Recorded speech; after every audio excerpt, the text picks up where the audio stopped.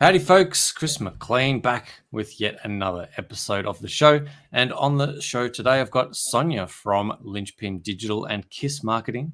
And they help ambitious business owners set and achieve ambitious business results. And their powerhouse team is comprised of experts in Facebook ads, Google ads, organic social media and web development. And as they say, your success is our success, and they actually give a damn.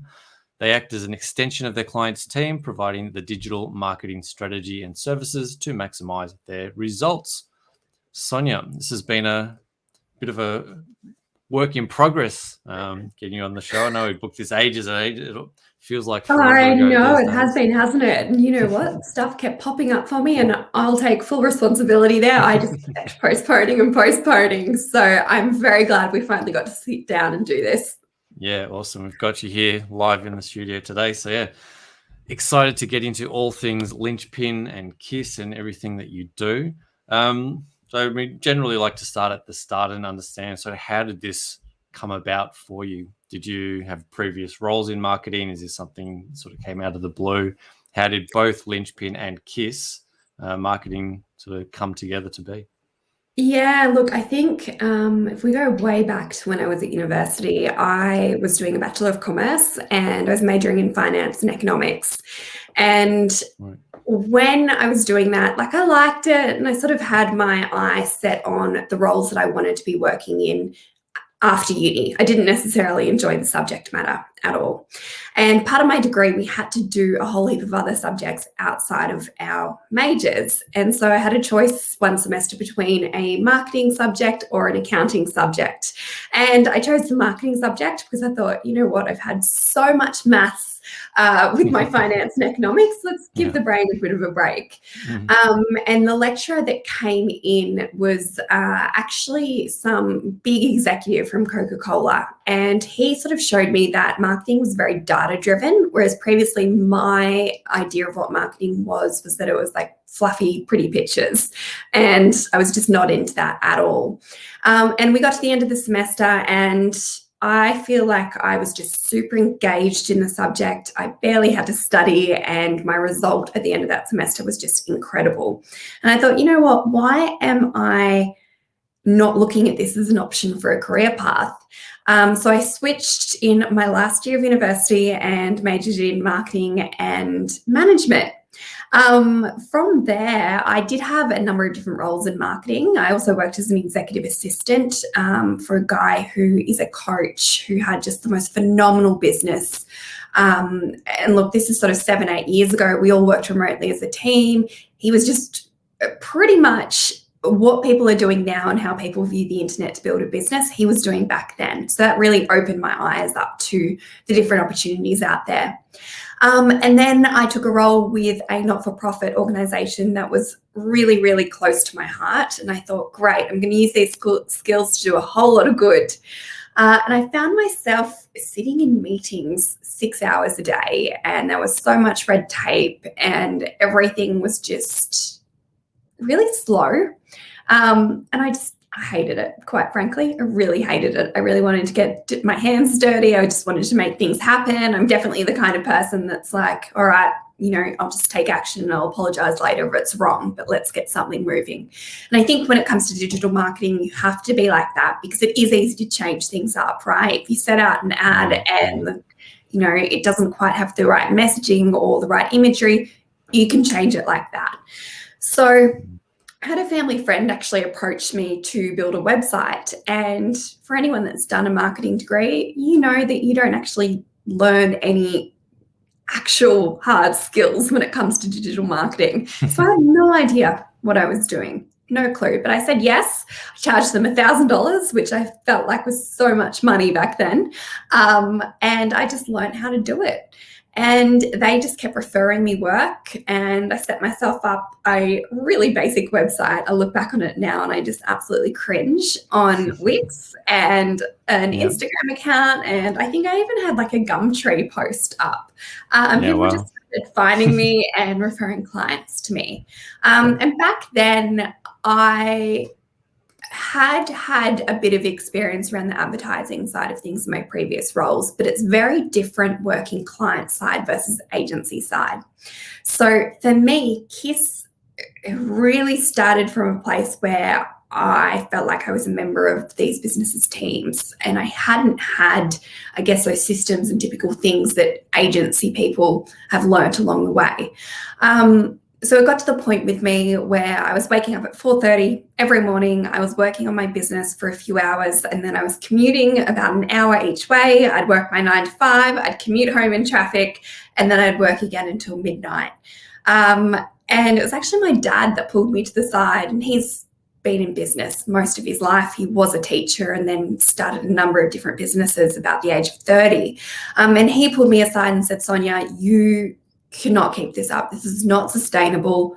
It's amazing that you're so driven and you're helping a lot of the people, and it's fantastic, but you need to look at doing this seriously. And so he gave me the push to walk in and quit my job and take the business full time. And at that stage, I was 23 years old. So let's be real, I did not have a lot of experience, but I worked it out as I went along.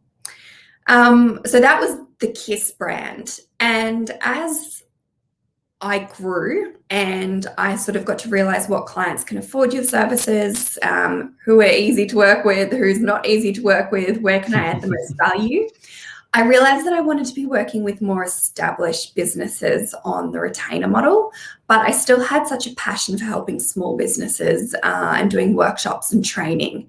But what I was finding, particularly with my website, my social media, the messaging and the target audience were completely different ends of the spectrum, right? You've got someone that might be starting out or just thinking about starting a business that is really hungry for information online. So all of this marketing around teaching people how to do stuff was fantastic for them, and it got me a ton of clients.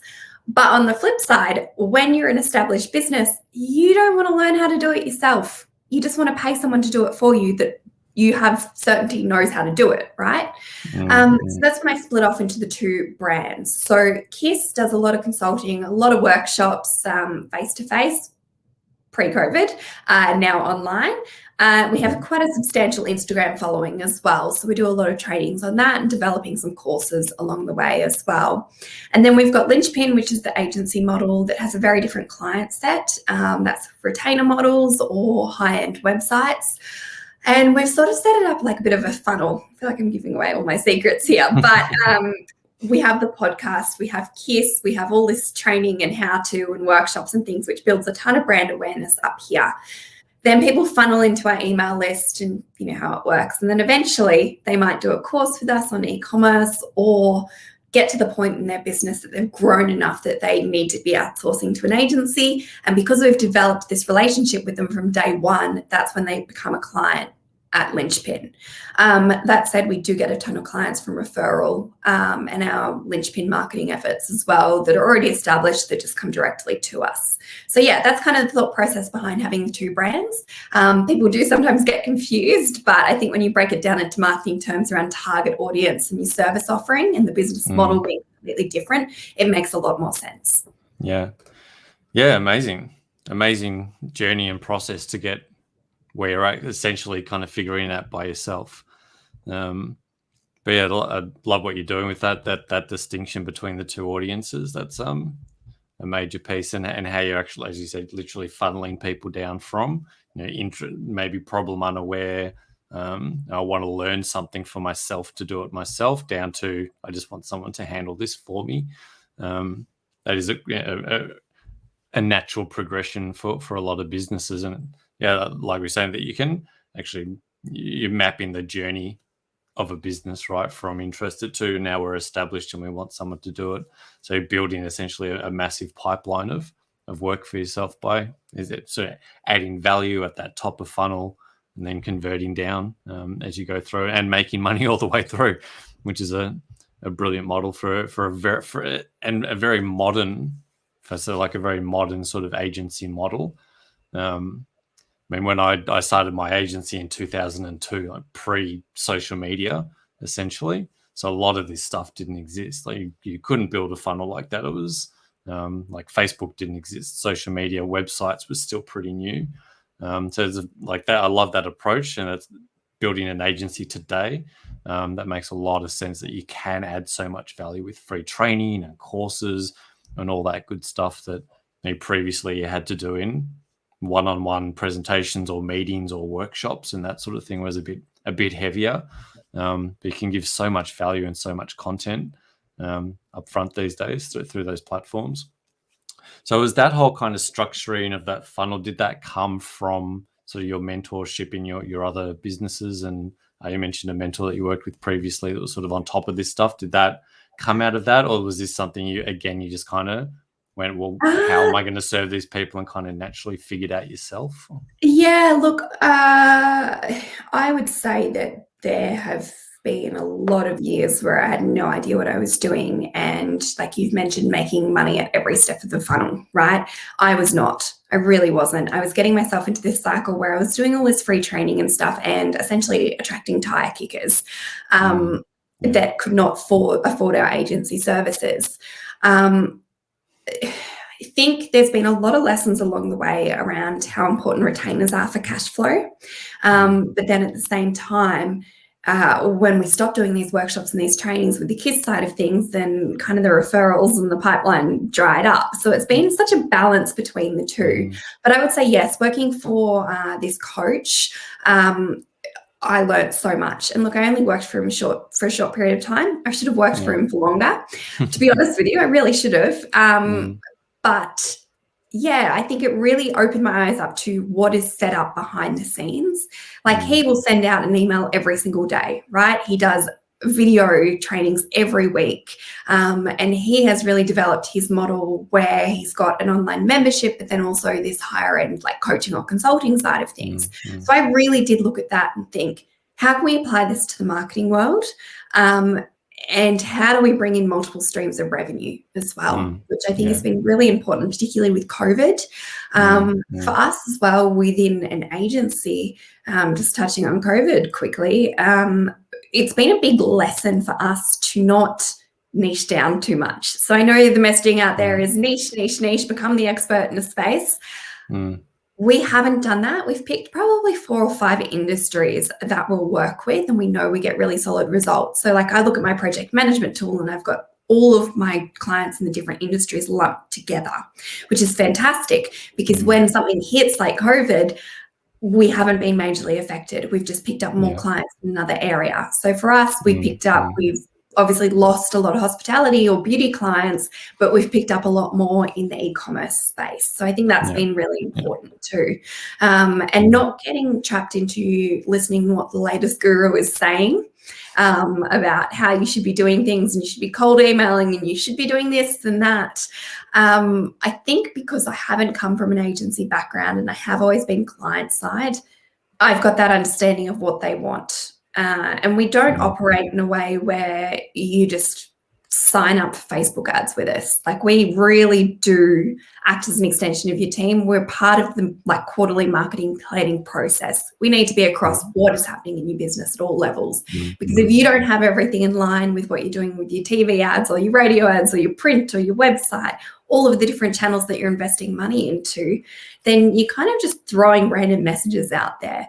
And I think for us, something that has blown away a lot of our clients is that we will sit down with them and we'll have a template and we'll give them a really detailed spreadsheet of, okay, where is your budget going? What's your messaging for each platform? And bringing it all together.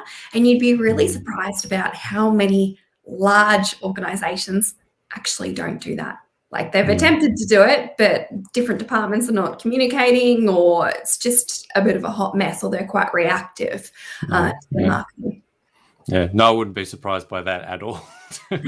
It's very it's an interesting point because there is somewhat of an assumption that the bigger guys just have it sorted and it's all good and they're on top of this stuff. But there is that bracket where it is. They said a hot mess is a good way to phrase it, where they can tend to get, the bigger they get, the more siloed they get between departments, between your corporate comms and your PR and the 7 agencies that they're working with for the different parts of their marketing. Everyone's got different briefs at different times, and they're running different campaigns at different things. And yeah, it can be an absolute mess. And that's super important, as you're saying, for agencies where you can step in and say, right, let's unify this messaging. Let's make sure that whatever touch point somebody comes to your business at, they're getting the same message, the same feeling, the same energy from you. That's super important, particularly when you go to omni-channel and multi-customer view and all this stuff. There's so many channels and so many things that you should be doing or could be doing. And that's another interesting point that maybe you can go further on, that there's so many things that people can be doing. It's also about refining back, right, and going, okay, here's the 200 things you could be doing, but what should you be doing for your brand, for this campaign, for your audience that you're trying to segment off and target? Oh, so how do you approach that, saying no and being more of a diagnostic service, right, and going, right, what do you actually need? You sort of say, we're not just going to push Facebook ads on you because that's what we do. Like, we're a Facebook ads agency, so the solution is Facebook ads this month. It is actually what's the right solution for you. How do you approach that? Conversation? I think that is something that really does set us apart from other agencies, in the sense that, like, I've got friends in the industry, right, who will just push the services that they have and just keep them ticking away in the background without bringing in all of the other marketing channels that are happening. I think for us, we have specialists in different areas, right? So we've got someone that's fantastic at copywriting and PR. We've got organic social. We do a lot of, media buying with TV and radio ads as well, or print if we need to, and if we see that there's value in it. So I think for us, because we essentially partner with our clients, we are retained in a way to just get them the best results possible, whatever medium we use to do that, right?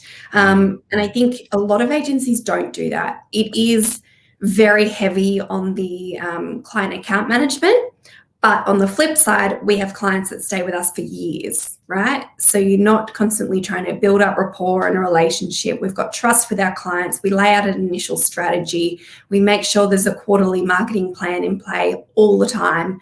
And I guess for us, it does come down to a bit of education with our clients as well, and building that trust with them. So because I'm not coming in and saying, right, I'm a Facebook ads expert, we're just going to do Facebook ads, it's the only solution. I think they have a lot more trust in that sense.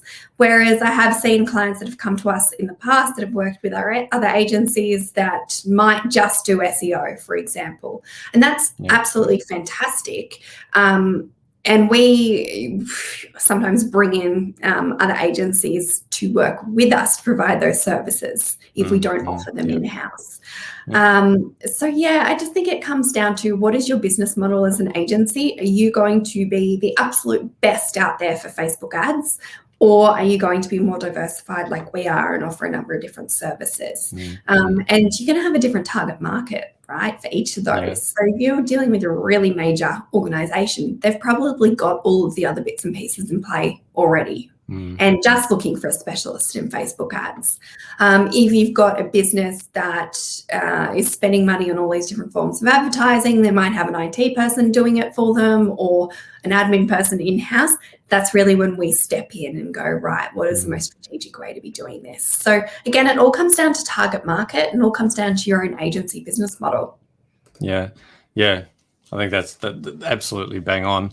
And there is room for all of those things in the market, right? As you're saying, full service works really well. Specialization and hyper niching works really well as well. I see a lot people that have come on the show. I see a lot of people that are like hyper niche to, like, we do websites for car detailers, and they just absolutely crush it in that vertical because they are just the best in that vertical. And there's thousands of businesses in that, or hundreds or thousands of businesses in that niche. So it's still a lot of work out there, and they can really specialize. But then, full service works really well as well. But as you're saying, it's those are kind of quite different games, right? When you're managing multiple different marketing channels, it's much more of a marketing mindset. You've got to understand marketing foundations and fundamental marketing principles to apply to different channels, right? Rather than just being a specialist in one thing. You mentioned earlier sort of your data approach when you started learning marketing. You sort of saw that it wasn't fluffy creative ideas and unicorns and rainbows. There was a much more data-driven approach. How has that played into your current agency? Are you very data-led and sort of insight-driven? Yeah, and look, I think you have to be. I really don't think that you can be a marketing agency now and not be. So something that I'm really, really proud of developing with my team is our reporting for clients. So I know a lot of agencies will give their clients like agency analytics dashboard screenshots or Google Analytics dashboard screenshots and things like that.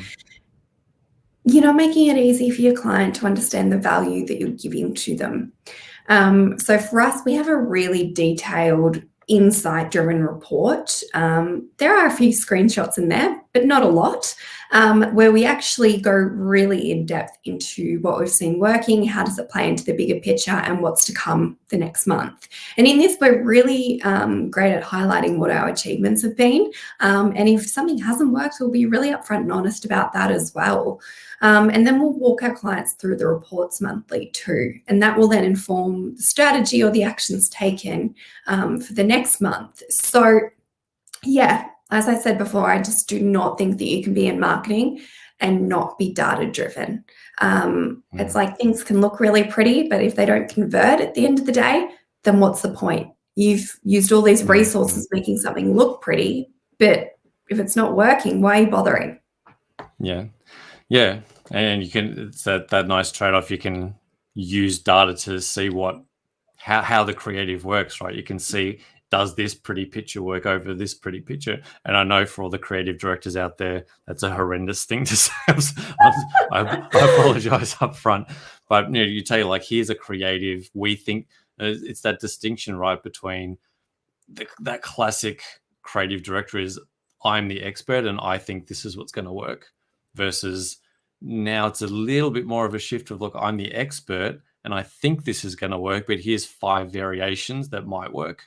And let's throw all of them out and see which one actually works, because at the end of the day, the market decides, right? The market really decides, I like this Facebook ad because that color just resonates with me for whatever reason. It can be just random shit sometimes, right? When you my God, it can. And that's the thing, like, I really, to be honest with you, I really struggle with clients that get too hung up on the aesthetic side of things. Like, we produce beautiful stuff, but the reality is with Facebook ads at the moment, like, the user generated content and the stuff that is not polished, or the stuff that might look really ugly on your newsfeed, performs way better.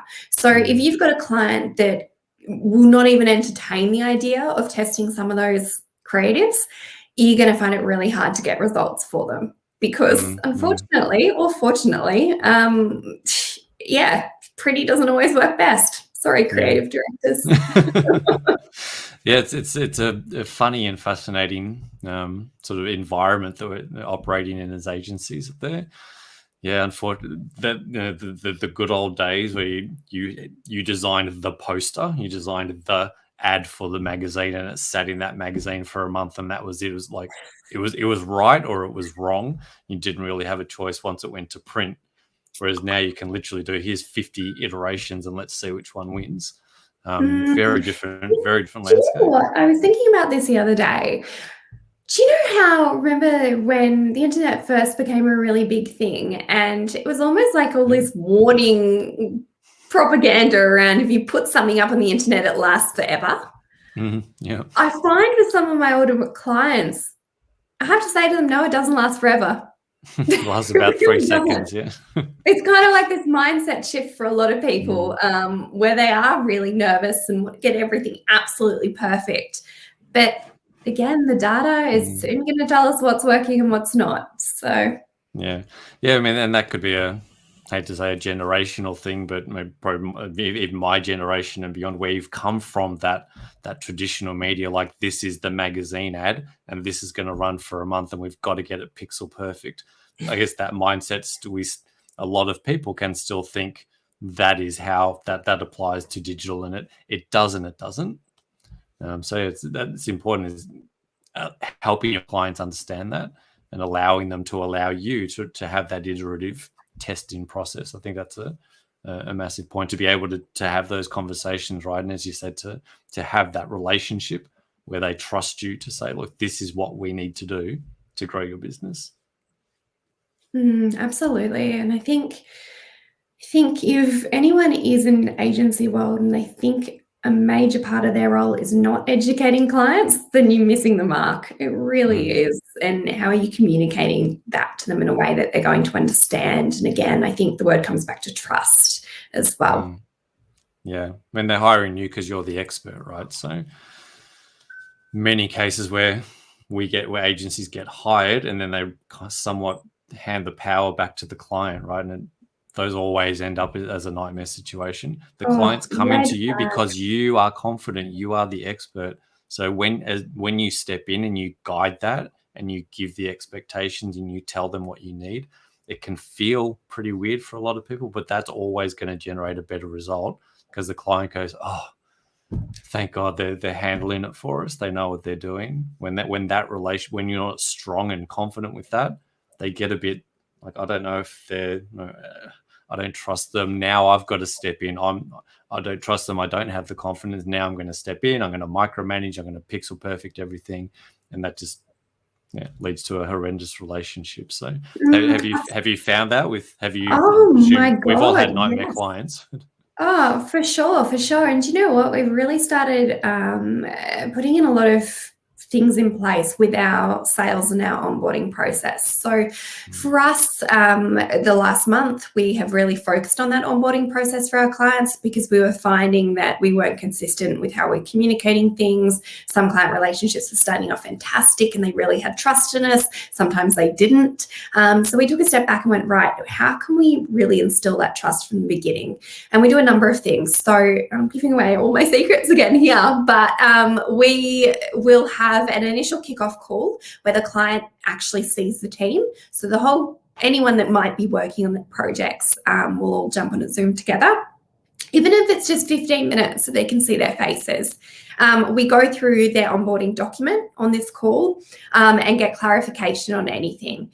From there, we then tell them, right, it's going to be X amount of time before we get ads to you for proofing, and then we aim to go live by this date. So that kind of element of telling them this is going to happen then really stops clients from, in that special, like the first couple of weeks of the onboarding and kickoff process, stops them from hassling you, because they know exactly what's coming next.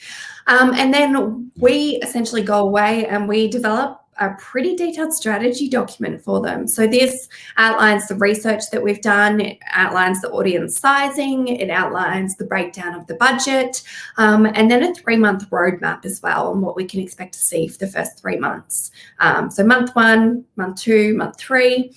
And then we kind of set ourselves some KPIs around that as well, just so it keeps the client's expectations in check.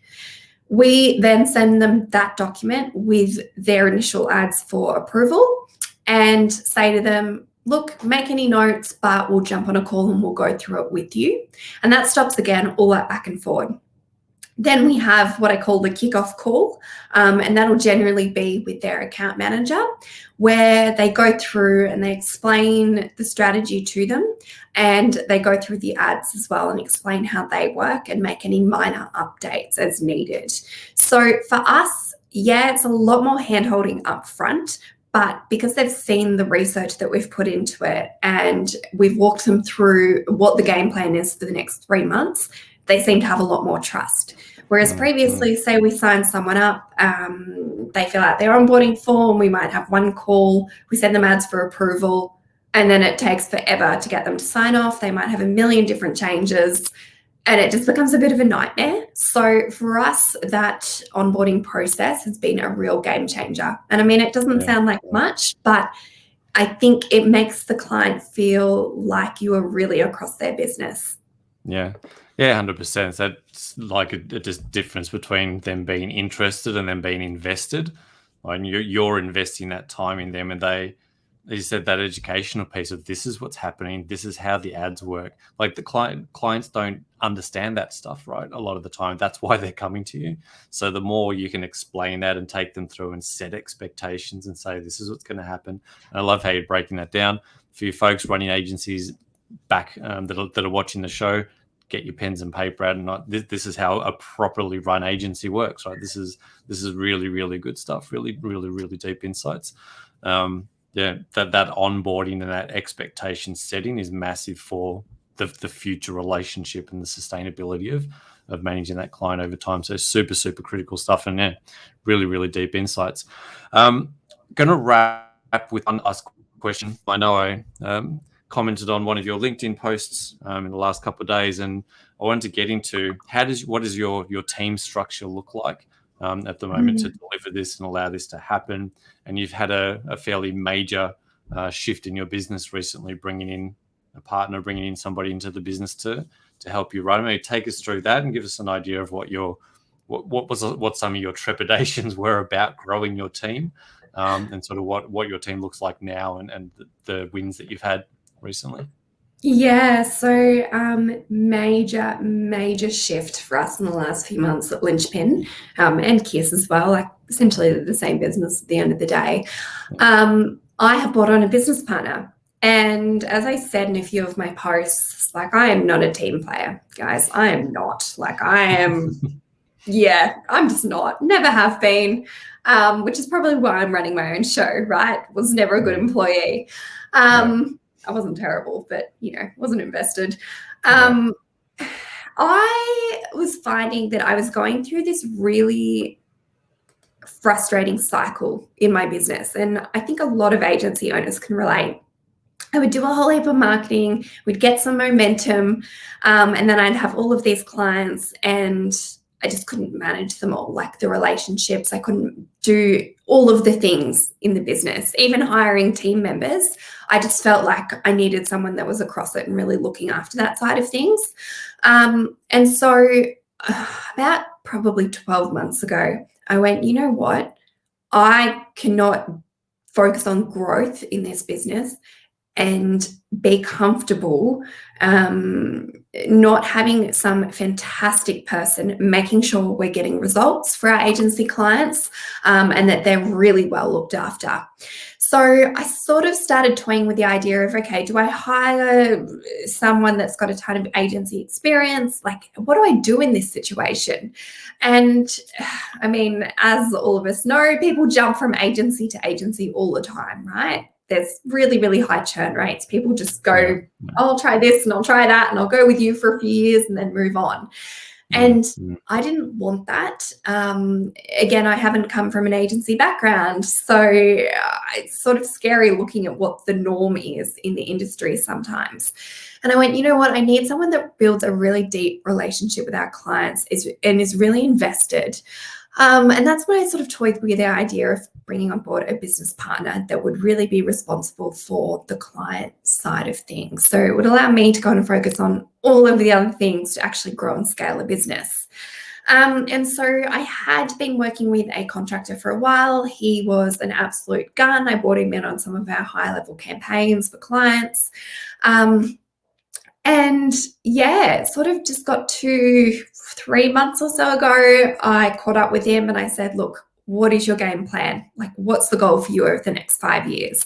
And he was toying with the idea of starting his own thing potentially. And that's when I sort of approached him and said, look, I would really love to have you on board as a business partner. Here's how I see our roles playing out. And there's a fantastic book called Rocket Fuel.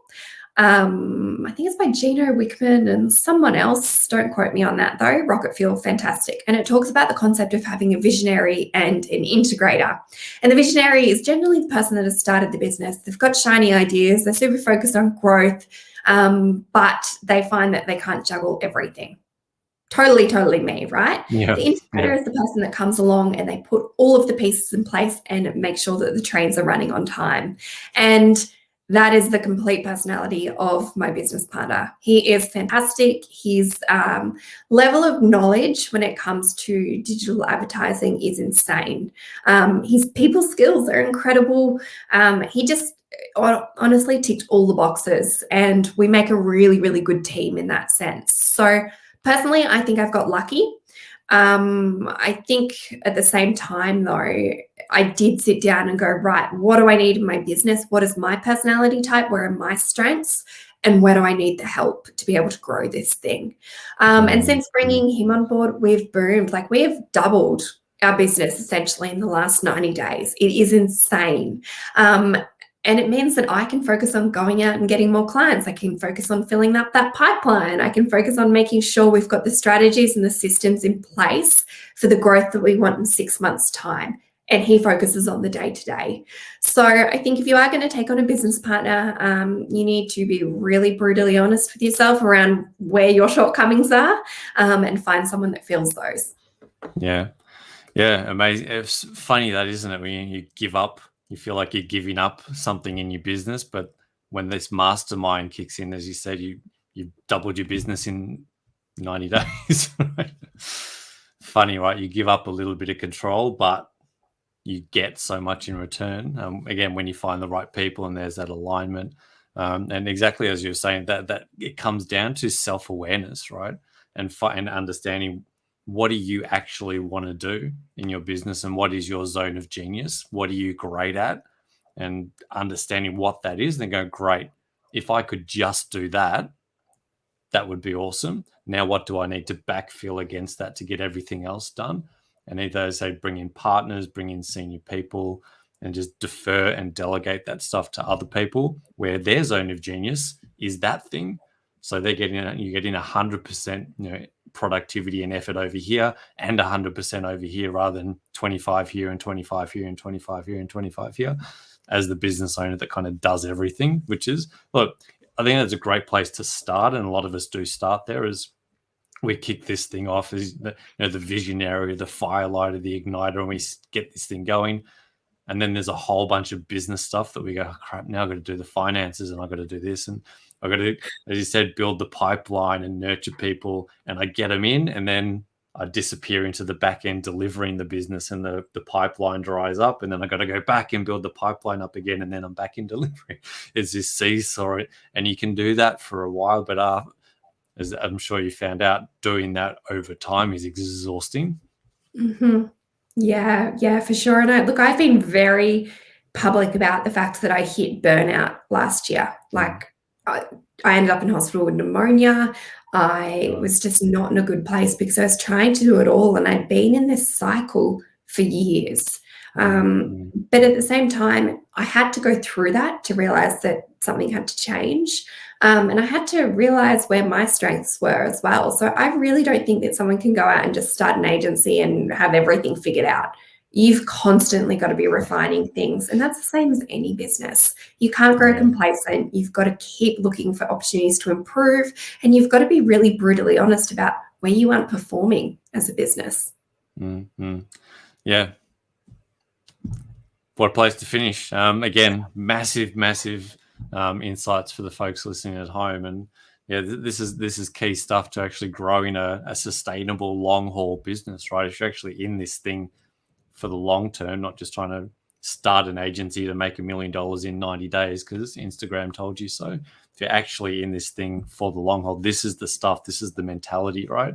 This is the mindset that you really need to have of genuine, pure self-awareness of, what do I actually want? What do I want to do?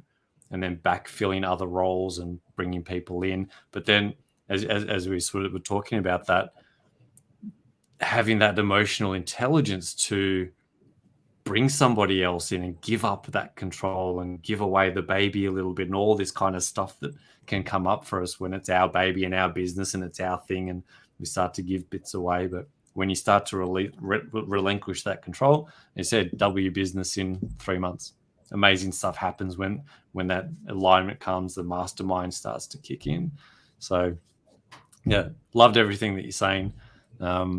Yeah, major insights for anybody that's listening that's stuck in any of these areas. And the fact that, you sort of had to get to that point of burnout to have this recognition of, I've got to slow down, I need help. Hopefully, ideally we don't get to that point, but it's unfortunately, it's a great learning. It's a great way to learn. but ideally we don't want to get hit by the truck to get the loan. We want to sort of prehab ourselves and prevent that from happening in the first place. But yeah, it can be a great way to learn if you have to go that way. For sure. Yeah, thank you so much, Sonya, for dropping by and again sharing such valuable insights and giving us all the behind the scene secrets and insights into your business. Been super valuable. Really enjoyed chatting to you, and so glad we finally got to sit down and have this conversation. Yeah, same. Thanks for having me, Chris. My pleasure. If people do want to come and work with you, find more about you, get into some of your educational resources and all that good stuff, or just continue this conversation, where's the best places for them to come and connect with you? So probably our website or our Instagram account. So linchpindigital.com.au, kissmarketing.com.au, and you've got my LinkedIn profile there as well. So reach out to me on any platform. I'm very responsive. Awesome. And as always, I will drop all of those links in the show notes, so everyone listening can click on one of those and go get connected to Sonya and find out more about what they do. Again, thanks so much. It's been a pleasure having you on. Glad we got to do this. Incredible insights. Thanks for sharing and being so personable and giving us the real back end details of what you're doing and how you're doing it. It's been awesome. Thanks. Thanks everyone for tuning in. Thanks, Sonya, for being here. We'll catch you on the next one. Cheers.